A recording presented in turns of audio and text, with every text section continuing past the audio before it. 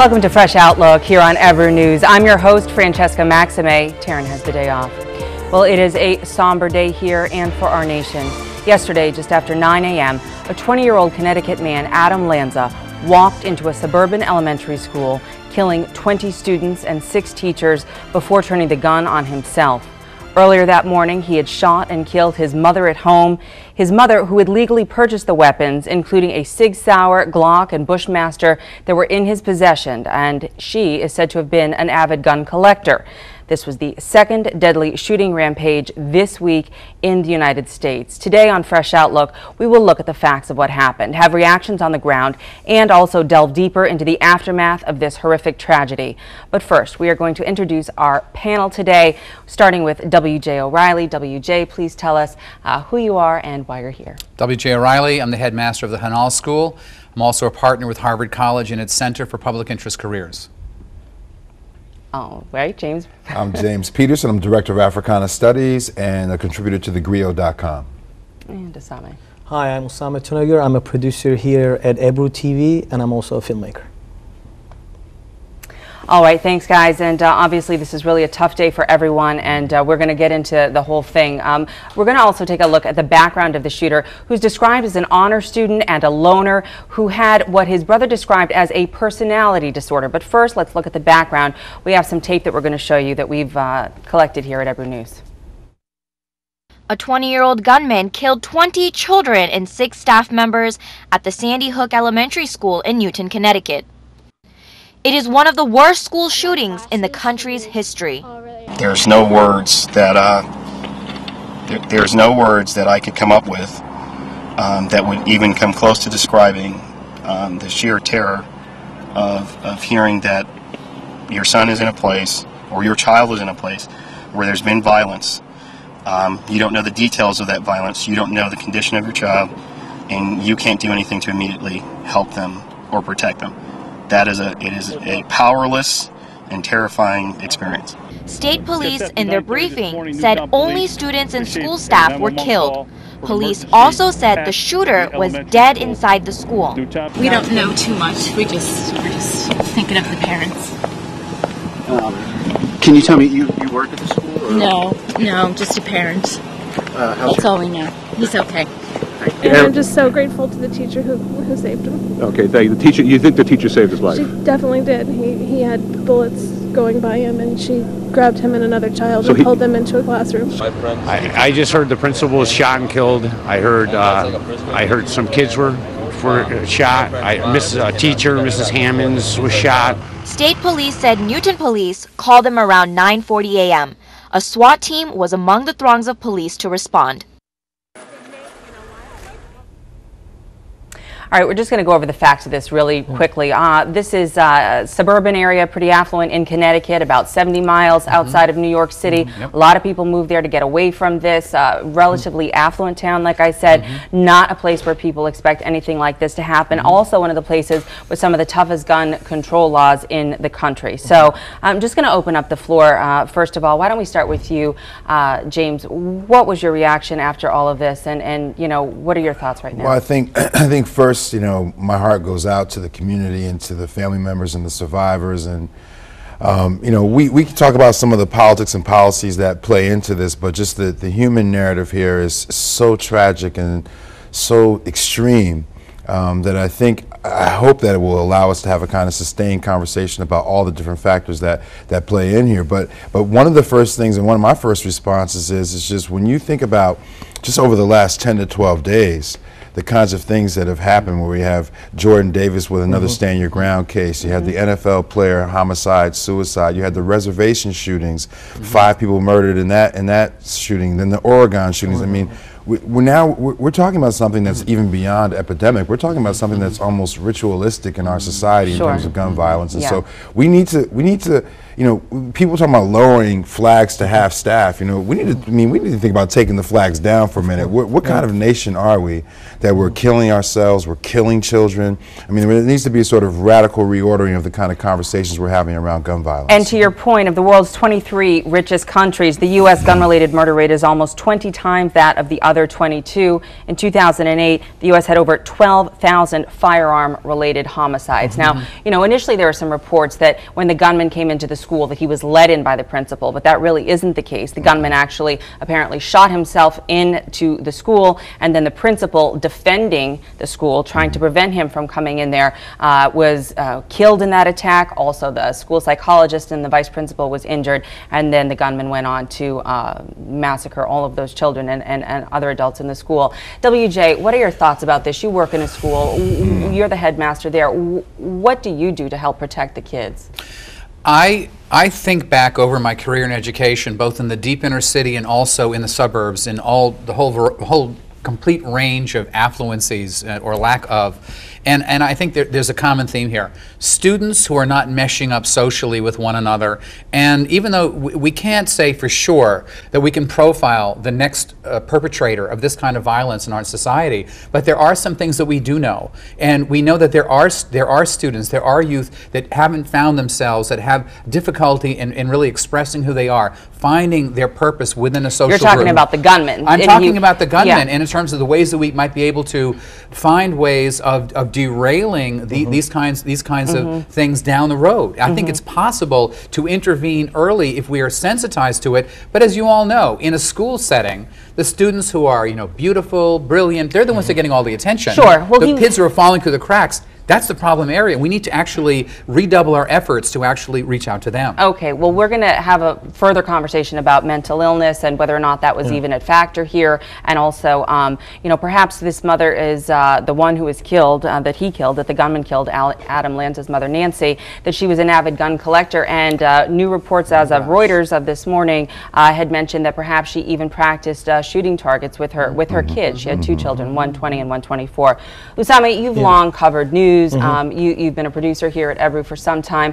Talk to me about the human toll here, what you think this says in a larger perspective, and what does this say to the world about what's happening in America right now? I was actually planning to add just a tad bit to James's point. Since last August, not only we've had individual instances, but we have similar instances. We had the Batman shooting, the movie theater. We had the hate crime, the Sikh temple shooting. So it's definitely becoming a ritualistic illness or sickness when people go on a killing rampage. And what this says also about us as an American society within the global scheme.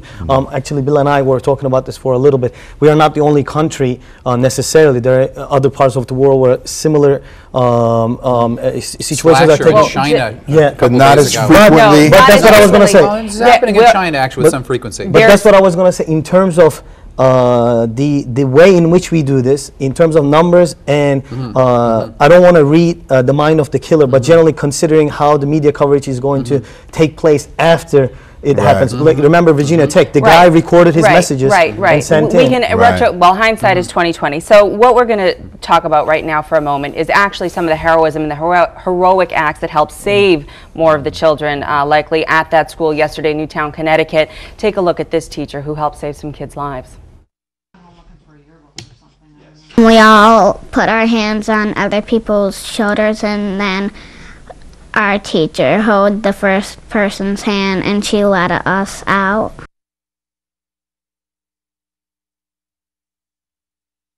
I told them to be quiet. I told them we had to be absolutely quiet because I was just so afraid that if he did come in and then he would hear us and then he would maybe just start shooting the door. So I said, no, we just have to be absolutely quiet. And I said, there are bad guys out there now. We need to wait for the good guys. They're coming again. The shooting appears to have stopped. It is silent at this time. The school is in lockdown. My heart goes out to anyone who knew them and was a part of their lives. I just can't imagine. What is the number of ambulances you will require?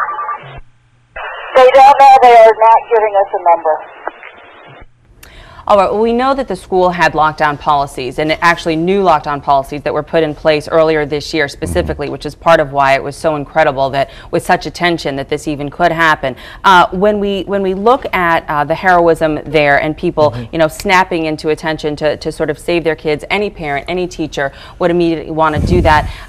WJ, what kind of policies do you have at the school where you are to, you know, prevent something like this from happening, or what are the ones that you? I'm going to go back a little bit further in experiences that I've had in East New York. When we put together a school there a number of years ago.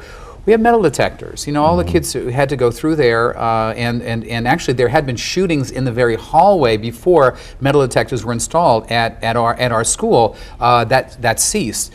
We may actually be upon a period in American education and in our society where we have to install these in every building to take extra care that there's another line of defense before this sort of thing can be unleashed. Right, sure. Well, obviously, there's multiple layers to this, and I know, James, you're just chomping at the bit to talk about this, because we did used to have a ban on semi-automatic weapons, and that expired in 2004, and we know that there have been a lot of people, including Mayor Bloomberg of New York City, that have really been pressing all of the other mayors, to get behind better gun control laws.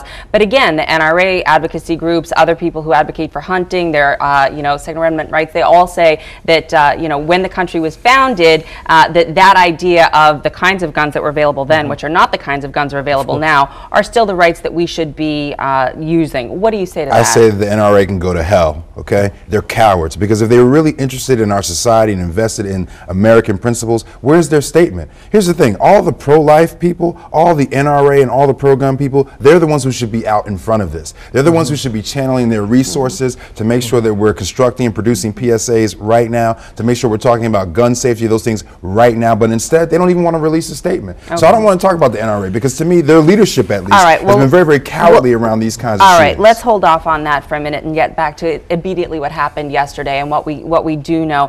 How are some of the, the ways that parents, when they were finding out what happened, the parents, by the way, the names are just being released as of Saturday morning of the actual victims, and they are not released to the public as of yet, but they will be. These children were all between 5 and 10 years old. We know that there were obviously several other adults at the school that were also killed. We don't know more about the background of his motive, although we are told that there has been more evidence that has been collected to that end, and we'll be learning more about what the motive might have been shortly. But one of the things that we can say and that we do know is that this has happened, in this small suburban town where people go to escape these kind of things. Parents were being kept from even identifying their children for some time. Some of them slept at the firehouse unknowing as to whether or not they were going to be able to reach their kids last night. What do you say to a community right now in mourning? They held several vigils last night. They're trying to heal. They're trying to come together and hold one another's hands through this terrible tragedy as the area and as the nation mourns. We need to stand in solidarity with the Newtown community and really pray with them and really think about what solidarity means in this instance, because if you talk to survivors, the families who have survived some of these tragic sort of incidences, they are all very much in favor of greater gun control, but they're also very much in favor of us having a national and really an international conversation that talks about the culture of violence. And so being in solidarity with them means that it's a sustained conversation. It's not just about sending money now or praying with them now. It's something that we need to be engaged in over the long haul, because this is not about moving to the suburbs to escape the city. I mean, these things are happening everywhere in all kinds of communities. With greater frequency in the cities, we might add, than happening in the suburbs, but not being reported. That's true. Well, what's happening in the cities and what's happening with poorer communities and communities of color is more excruciating, and it's extended over longer periods of time, right? And we should probably talk a little bit more about that, but a national conversation about the culture of violence is what's required here. Well, let's get back to that and some of the things that may contribute to it, including perhaps, I don't know, video games, things like that, perhaps the kind of wars that we engage in as a country, perhaps the kinds of training that people receive in the military and the lack of mental health care that they may receive when they come home. But those things we're going to get to after we first talk about America's first family, because obviously President Obama has 2 daughters, and we've seen them just on Inauguration Day just a little while ago, arm in arm, clearly together with their wife, with the First Lady. And we saw him yesterday at a news conference for the first first time teary-eyed. Some say he didn't do enough to actually put his stamp on what his plan may be for gun control. Others, however, have lauded his humanity at this moment and his taking a moment to just share from his very heart. Let's take a look. The majority of those who died today were children. Beautiful little kids between the ages of 5 and 10 years old.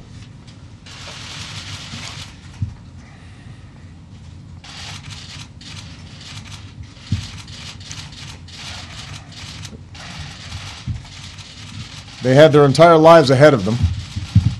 Birthdays, graduations, weddings, kids of their own.